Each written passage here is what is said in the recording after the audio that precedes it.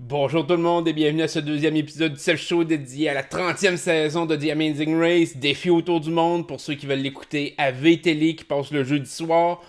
J'espère que vous allez bien. Avant de commencer, petit message d'intérêt de la chaîne. Si vous voulez me rajouter, vous abonner à la chaîne, cliquez en bas, vous pouvez activer les notifications. Vous pouvez aussi me rajouter sur Facebook, sur Twitch. Les liens sont dans la description en dessous de vidéo. Et surtout, si vous voulez me laisser des petits commentaires, vous avez peut-être remarqué par rapport aux vidéos de XOXO, j'ai commencé à vous répondre, j'essaye de faire un suivi, donc je vais reprendre aussi les anciennes vidéos, ce que j'ai pas répondu à vos commentaires un peu plus tôt, donc j'ai laissé ça un petit peu aller. On va prendre le dessus là-dessus, donc n'hésitez pas si vous avez à m'écrire quelque chose, ça me fait super plaisir. Donc, on n'est pas dans la même catégorie de télé-réalité avec Amazing Race, on s'entend là.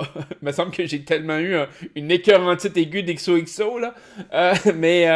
Donc, ça va être une vidéo quand même assez court. Amazing Race est plus dur à décortiquer, je pourrais dire, que les autres télé-réalités. D'ailleurs, petite parenthèse, parce que je sais que je reçois beaucoup de messages par rapport à Occupation Double. Tout le monde attend les vidéos d'Occupation Double. C'est juste pour vous dire que je voulais laisser passer une semaine. Il y a eu la présentation dimanche passé, il y a la semaine qui a passé, il n'y a pas eu d'élimination. Donc, je voulais analyser vraiment cette semaine-ci de façon plus globale. Je vais voir après ça s'il y a du matériel pour faire 1 ou 2 vidéos par semaine. Mais je vais toujours attendre au minimum le jeudi pour faire un vidéo, donc après que la semaine soit finie, avant l'élimination, vous faire un petit récapitulatif, puis vous dire ce que j'en pense. En tout cas, j'espère que ça sera pas aussi pire qu'XOXO. Il y a quand même quelque chose qui me déplaît énormément pareil, présentement avec OD, mais bon, pas grave. J'ai aussi le vidéo de Big Brother qui s'en vient, donc pour la finale, pour ceux qui sont plus fans de télé-réalité américaine. Donc, tout ça s'en vient, là. Je suis en train d'essayer de reprendre le dessus par rapport à mon horaire. Donc, j'espère que vous allez être contents. Je reviens avec mon principe de dire qu'Amazing Race est plus dur à décortiquer en vidéo. Parce que l'aspect stratégique dans Amazing Race est pas là. Ou très peu. Si on compare les relations humaines dans les autres téléréalités, que ce soit Survivor, Big Brother, il y a beaucoup de stratégie. Il y a quand même Occupation Double ou XOXO, à la limite, l'interaction entre les gens a une incidence sur ce qui va se passer. Les twists ont une incidence aussi sur ce qui va se passer. Amazing Race, c'est beaucoup plus une télé-réalité compétitive. Pas axé sur le lien entre les équipes, entre les joueurs en tant que tels. Donc, le lien est souvent très exclusif entre les membres d'une même équipe, que ce soit un couple, frère-sœur ou peu importe. Mais en dehors de ça, les incidences que les équipes ont entre elles est minime. Ça peut arriver. Des fois, il y a des joueurs qui jouent un peu plus croche et réussissent je pourrais dire, à manipuler les autres équipes d'une façon ou d'une autre. Mais comme je dis, c'est quelque chose qui est mineur et non pas majeur. C'est très rare que ça va créer un changement par rapport à l'ordre préétabli, aux équipes qui vont réussir à s'en sortir à la fin. Donc, la stratégie est comme pas tant là que ça. Fait qu'il y a pas une grosse marge de manœuvre pour moi d'expliquer ce qui se passe. C'est plus pertinent pour vous autres de l'écouter directement, en mon sens. C'est plus... y a de l'adrénaline. C'est beaucoup des compétitions de gens qui se donnent à fond, que ce soit sur l'agilité, la force, l'intelligence. Donc, à ce moment-là, ça me donne très peu de jeu à vous expliquer des choses. Mais je reste quand même à essayer d'expliquer des petits éléments dont des fois j'ai déjà parlé dans d'autres vidéos, que j'ai parlé aussi dans mes vidéos par rapport à Amazing Race de l'automne passé. Si je me répète, faites-vous-en pas, c'est un petit peu normal dans le contexte, mais c'est quand même intéressant là, que je vous ramène ces points-là, puis que je fasse la distinction d'Amazing Race par rapport aux autres télé-réalités. Et un des aspects, justement, dans les derniers épisodes, dans l'épisode 2 d'Amazing Race, on a vu justement Cody qui en a un bon point. Donc, l'équipe de Cody et Jessica. Cody qui disait, parce que lui, ce couple-là avait participé à Big Brother US un peu plus tôt et avait été éliminé, donc eux autres n'avaient pas gagné Big Brother.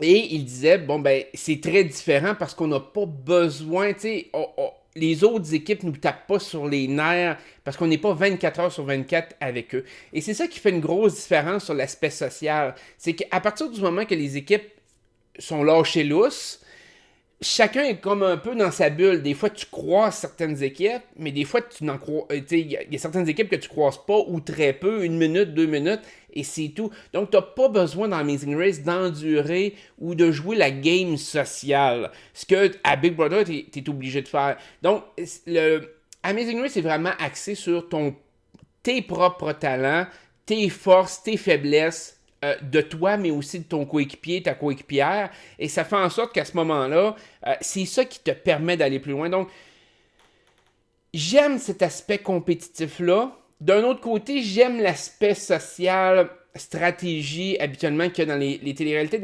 Donc Amazing Race, c'est toujours comme une des téléréalités que j'adore écouter. Mais au contraire de beaucoup de monde, elle vient toujours comme en 3e position dans mon top à moi. Donc pour moi, il y a Survivor, Big Brother qui sont comme dans une bulle à part. Et il y a Amazing Race après ça.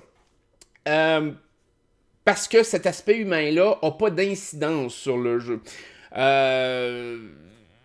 Et je trouve ça dommage, mais par contre, le concept n'est pas bâti pour faire ça. Donc il faut le respecter, il faut respecter ce concept-là.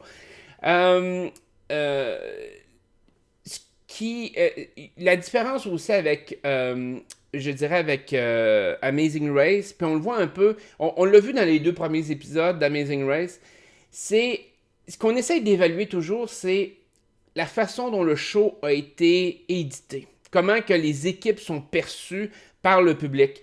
Je vous en ai parlé un peu dans le dernier épisode. C'est extrêmement rare qu'une équipe qui a une image négative va se rendre loin. Habituellement, c'est les équipes qui s'encouragent, qui parlent en bien l'un de l'autre, qui parlent en bien de d'autres équipes, vont toujours aller beaucoup plus loin parce que Amazing Race essaie de donner une belle image quand même des gens qui se rendent à la fin ou des gagnants potentiels, mais que le public ait le sentiment de satisfaction à la fin. Ce que des fois, on n'a pas comme, par exemple, à Big Brother. Big Brother, on ne peut pas savoir d'avance vraiment qui va remporter la victoire. Donc, c'est au fur et à mesure. Amazing Race se permet de mettre un petit peu plus de l'accent sur le côté positif des équipes. Et les équipes qui ont une allure un peu plus négative sont souvent des équipes qui sont éliminées rapidement. Donc, on l'a vu dans le 2e épisode, April et Sarah ont été éliminées. J'en parlais dans le 1er épisode, c'était vu très très négatif, mais même quand la série avait passé en anglais, tout de suite je savais que April, Sarah probablement se faisait éliminer dans les 2-3 premiers épisodes. C'est pas une règle immuable, c'est pas quelque chose qui est coulé dans le béton, mais généralement les équipes qui sont mal vues ou qui passent des commentaires négatifs, soit par rapport aux autres équipes, par rapport à leur coéquipier ou même à l'environnement. Quand je parle d'environnement, c'est, exemple, il y a eu des équipes qui sont allées en Afrique et qui ont eu des commentaires, je pourrais dire, à caractère raciste. Donc, à ce moment-là, c'est généralement des équipes qui survivront pas longtemps ou qui vont se faire éliminer rapidement après pour donner la satisfaction au public de faire comme, bon, ben, eux autres, ils méritaient de partir. C'est arrivé que certaines équipes dans ce mood-là ont réussi à gagner, mais ça généralement, puis c'est pour ça que ça fait longtemps de mémoire que c'est pas arrivé. Le public était très insatisfait et de façon bien stupide, mais les codes d'écoute baissaient. quand il y avait un gagnant qui était insatisfaisant, ça faisait décrocher du monde. Je me rappelle même, moi l'exemple que j'ai toujours en tête, c'est Freddy et Kendra, Kendra qui passait toujours des commentaires racistes, désobligeants, puis ont réussi à gagner.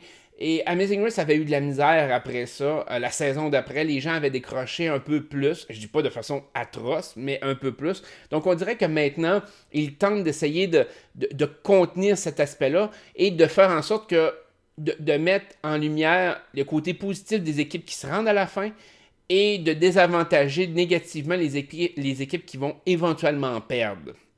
Donc, c'est l'aspect logique quand on analyse un show comme ça, de dire, OK, bon, ben, telle équipe risque de se rendre loin, telle autre équipe risque de se planter. On est capable d'avoir des images un peu plus fidèles, sans être parfaites. On sent un peu la direction, ce que les équipes s'en vont. Donc, c'est un petit peu plus facile. Survivor le fait aussi. Survivor est peut-être plus subtil. Amazing Race est peut-être beaucoup plus enclin à, je pourrais dire, à jouer avec ce qui est montré pour donner des fins satisfaisantes. Donc ça, c'est un peu l'aspect qu'il faut que vous évaluiez quand vous écoutez un show comme Amazing Race. Et je pourrais dire que oui, ça donne une satisfaction quand on écoute une saison d'Amazing Race, on le finit. Généralement, on est satisfait du gagnant, généralement. Mais ultimement, moi, je prends toujours le recul de me dire, ouais, mais ils ont-tu vraiment tout montré? Ils ont-tu vraiment, ils ont-tu fait en sorte que on aime le couple gagnant ou l'équipe gagnante, ou vraiment les gens sont comme ça et ils méritaient d'avoir ce respect-là. Puis moi, je l'ai vécu un peu avec le Loft, de sortir de l'extérieur, de regarder comment que le show avait été monté et de me dire, man, c'est pas tout ça qui est arrivé en dedans. Puis, tu sais, des bons coups qui ont jamais été montrés, des mauvais coups qui ont jamais été montrés. Puis c'est toujours cet aspect-là que j'ai... Des fois, je suis comme... Je comprends qu'il y a juste une heure de show, je comprends qu'eux autres bâtissent une histoire, mais j'ai toujours cet aspect-là de... Je sais pas, ça me laisse un peu sur ma faim, je pourrais dire. Survivor a le même problème, mais Survivor, vu que c'est les interactions humaines, généralement, quelqu'un qui va avoir une mauvaise façon d'être en tant que personne va inévitablement, ou presque tout le temps, affronter un mur, parce qu'il va affronter soit le juré, soit il va affronter un vote qui va l'éliminer, mais c'est rare que tu vas avoir quelqu'un qui est vraiment détestable, qui va se rendre à la fin, puis que les gens vont quand même voter pour lui. Logiquement, c'est un peu ça. Amazing Race, logiquement, n'a pas cette barrière-là. Quelqu'un qui pourrait être détesté à fond peut quand même gagner. Donc, à ce moment-là, c'est la façon que le show le bâtit pour pas montrer cet aspect négatif-là au public, pour que le public fasse comme « Ah, ben ouais, ben c'est correct, c'est des bons gagnants, ils ont quand même travaillé fort. » Fait que j'ai toujours un... Puis, je reviens sur le fait que c'est un petit peu pour ça qu'Amazing Race reste toujours comme ma troisième télé-réalité en importance, parce que cet aspect-là me tape un peu ses nerfs. Bon, ok. Ceci étant dit, je vais juste revenir, parce que ce ne sera pas un gros vidéo, comme je vous disais. Une des choses qui m'a gossé dans le deuxième épisode d'Amazing Race, c'est le tête-à-tête, le head-to-head, qu'il y a eu, dans le fond, à la fin de l'épisode. J'en avais parlé l'automne passé, mais il faut que je revienne là-dessus. Asti que c'est de la merde, ok? Sincèrement, je peux pas exprimer... Quand je l'avais vu la première fois, je trouvais tellement... C'est un concept qui va à l'encontre de ce qu'Amazing Race doit être, c'est-à-dire une course. Amazing Race, c'est censé être, on a des compétitions, vous réussissez ou vous échouez les compétitions, et la dernière personne qui arrive au fil d'arrivée se fait éliminer. C'est pas plus dur que ça. Puis à la fin, ben, la personne qui est l'équipe qui franchit la ligne d'arrivée en premier gagne. Parfait. Et ça, dans cette optique-là, il y a une appréciation de dire, bah, ben parfait, c'est une course. Donc, j'ai aucun problème avec le côté course de la chose. Le head-to-head est pas là pour aider la course. Elle est là pour la freiner. Et on s'entend que Amazing Race trouve des moyens habituellement pour freiner les équipes, ok? Parce que, tu sais, généralement, les équipes se tiennent relativement bien dans le temps. C'est-à-dire, les équipes ont des écarts 5-10 minutes ou des trucs du genre. Mais c'est arrivé dans le passé qu'il y a vraiment des équipes ultra dominantes qui prenaient énormément d'avance ou des équipes qui étaient énormément en retrait par rapport aux autres. Et là, à ce moment-là, ben, c'est sûr que oui, ça donne un show de merde. Donc, l'émission d'Amazing Race met des stops ou des trucs pour ralentir le rythme, on pourrait dire. Donc, un des exemples, évidemment, ben, les vols d'avion. les gens sont limités à 2 compagnies aériennes, donc les plages horaires utilisées sont plus limitées. Tu sais, mettons, exemple, une équipe pourrait arriver et avoir un vol à 10 heures le soir que toutes les équipes vont prendre. Mais il est 2 heures de l'après-midi. À la limite, peut-être que de prendre le train, il arriverait avant. Mais l'émission fait en sorte qu'ils prennent l'avion parce que c'est le moyen de rassembler les équipes, que les équipes, dans le fond, il n'y ait pas de distance entre eux et que justement une équipe qui est pas trop débrouillarde se lance d'un bord puis de l'autre, puis que finalement elle se plante à cause de ça, puis que ça fait un show plate, que ça fait une émission que on dirait que l'équipe n'est pas là pendant tout. Là, donc les avions sont souvent la meilleure façon. Ben, tout ce qui est horaire de train, d'avion, d'autobus, généralement c'est des façons pour l'émission de rassembler les équipes le plus possible.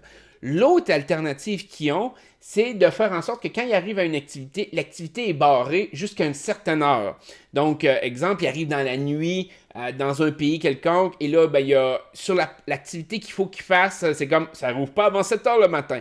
Eux autres calculent de dire, OK, ben à 7 heures le matin, probablement que toutes les équipes vont être arrivées en temps, puis ils vont attendre pour faire la compétition tout en même temps. Donc, les équipes vont être rassemblées ensemble, donc la course reprend sur un pied d'égalité. Je comprends que ça donne de la force sur le fait que c'est compétitif, c'est intéressant pour la TV. Par contre, moi, à mon sens, ça enlève quand même le côté intéressant de la course. Parce que